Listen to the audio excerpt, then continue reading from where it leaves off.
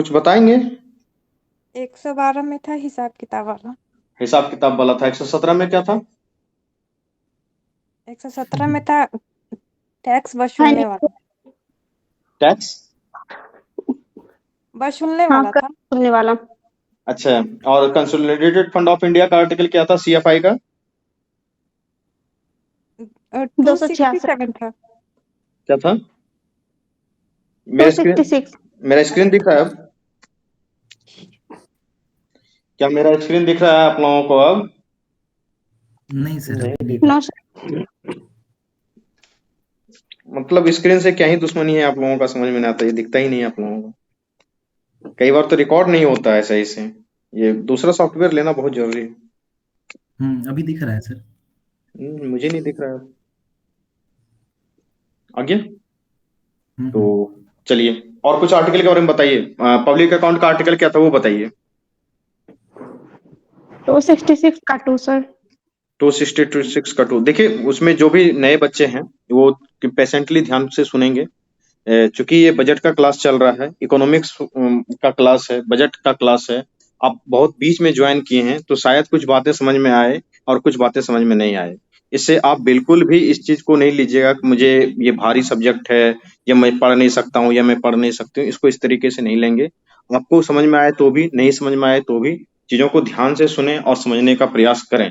आज हम वैसे भी हम कल बजट के कुछ टफ टफ सेक्शन को हम डिस्कस कर लिए थे, तो आज मेरा प्रयास रहेगा कि जो इजी वाला सेक्शन है उसको कर लें, और फिर जो है कि आगे आने वाले समय में जो है कि टफ वाले सेक्शन को हम लोग फिर देखेंगे।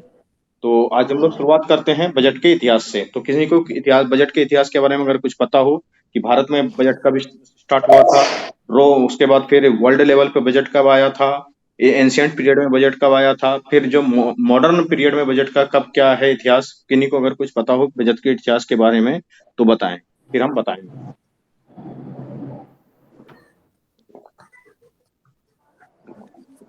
कोई आइडिया है किन्हीं को? भारत में पहली बार बजट किसने पेश किया था आधुनिक भारत में? कम से कम ये तो बताएं। आपके जीके का सवाल है, ये ल्यूसेंट वगैरह में भी रहता है। 1860 में जो है कि पहली बार आया था। यानी विल्सन हाँ, जेम्स जेम्स विल्सन के द्वारा जो है कि ये पेश किया गया था। और इनकम टैक्स, जिसको आप जानते हैं, ये जेम्स विल्सन ने ही दिया था। और इनकम टैक्स जो है कि बहुत बड़ा टैक्स होता है। ये पहली बार, मतलब कि भारत के बजटीय इतिहास में ये पहली बार ऐसा हुआ है कि इनकम टैक्स की संख्या जो है कि जो अमाउंट है वो कॉर्पोरेशन टैक्स से ऊपर चला गया है। ये बहुत बड़ा पॉजिटिव साइन है। इसको आप अभी नहीं समझ पाएंगे कि कितना बड़ा ये पॉजिटिव साइन है, लेकिन ये बहुत बड़ा पॉजिटिव साइन है। जब आपको हम टैक्सेशन पढ़ा देंगे कि डायरेक्ट टैक्स क्या होता है, इनडायरेक्ट टैक्स क्या होता है, प्रोग्रेसिव टैक्स क्या होता है, रिग्रेसिव टैक्स क्या होता है, कास्केडिंग इफेक्ट ऑफ टैक्स क्या होता है, टैक्स ऑन टैक्स क्या होता है, सेस क्या होता है, सरचार्ज क्या होता है, तब फिर आपको चीजें और भी क्लियर होंगी कि टैक्सेशन में ये डायरेक्ट टैक्स जो हम बोल रहे हैं कि इनकम टैक्स जो है कि ज्यादा है कॉर्पोरेशन टैक्स से, इसका क्या मतलब है। इस बार दो बहुत महत्वपूर्ण बातें आई हैं बजट में कि डायरेक्ट टैक्स की संख्या जो है कि इनडायरेक्ट टैक्स से ज्यादा हो चुकी है।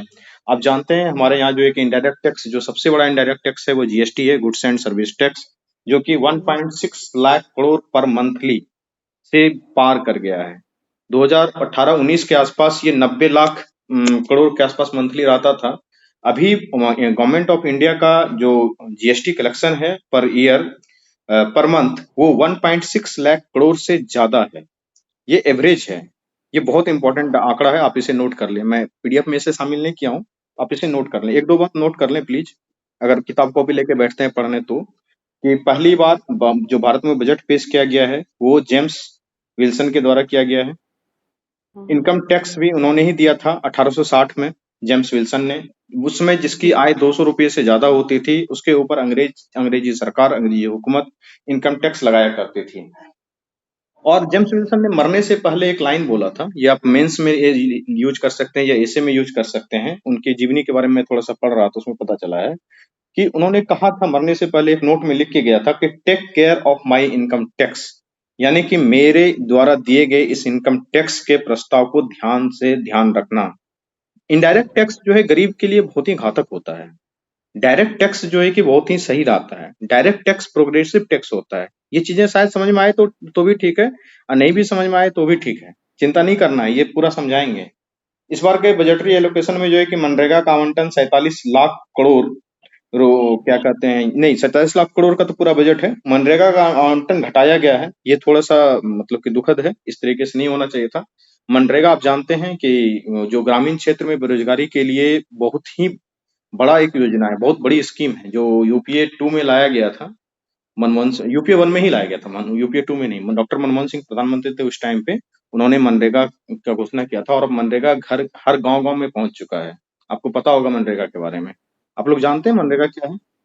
देखें जरा कितने लोग चीजों को ऑब्जर्व करते हैं। मनरेगा के बारे में थोड़ा बताइए। इसमें 100 दिन का रोजगार दिया जाता है सर। 100 दिन का ही है अभी तक?